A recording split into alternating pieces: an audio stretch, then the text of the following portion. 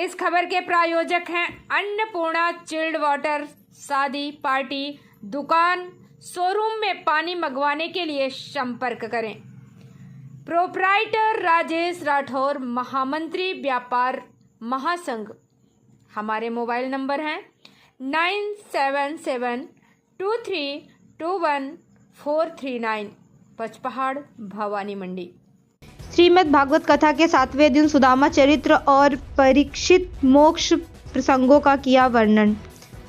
बजरंग नवयुवा मंडल एवं समस्त ग्रामीण ग्राम समरिया द्वारा आयोजित श्रीमद् भागवत कथा के 7वें दिन सुदामा चरित्र और परीक्षित मोक्ष प्रसंग का किया वर्णन। कथा के दौरान श्री कृष्ण सुदामा की सुंदर झांकी बनाई गई, जिसमें कलाकारों ने सबका मन मोह लिया।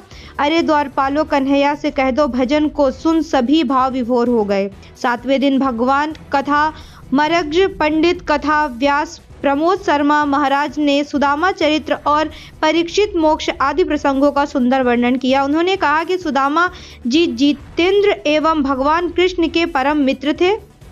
भिक्षा मांगकर अपने परिवार का पालन पोषण करते थे। गरीबी के बावजूद भी हमेशा भगवान के ध्यान में मग्न रहते।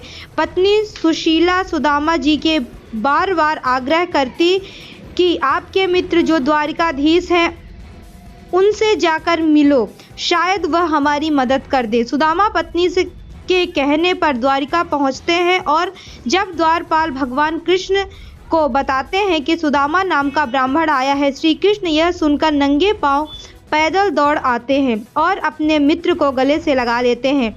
उनकी दीन दशा देखकर श्री कृष्ण के आंखों में अश्रुओं की धारा प्रवाहित होने लगती है।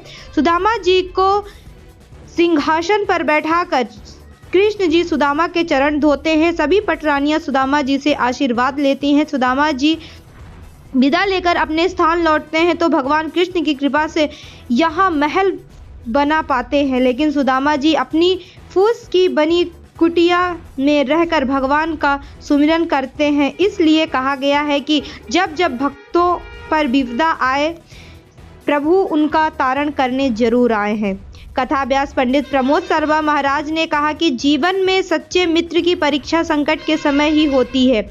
आज मित्र तभी तक मित्र रहते हैं जब तक आपकी जेब में रुपए रहते हैं। मित्रता का अर्थ सिखाना है तो सुदामा श्री कृष्ण की मित्रता से सीखिए।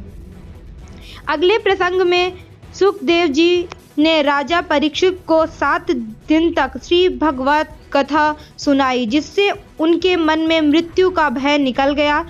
तत्क्ष नाग आता और राजा परीक्षित को डस लेता है।